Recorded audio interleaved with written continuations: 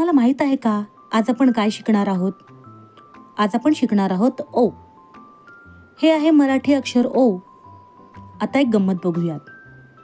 याला म्हणतात काना आणि ह्याला म्हणतात मात्रा. आता ओ कसं लिहितात? ओ, ओला एक काना झाला आ. आवर एक मात्रा तयार झाला ओ. आहे की नाही गंमत? आता पाहूयात ओ पासून शब्द. ओ, ओठ. ओ, ओझे. चला माझ्या बरोबर म्हणा. ओ, ओठ.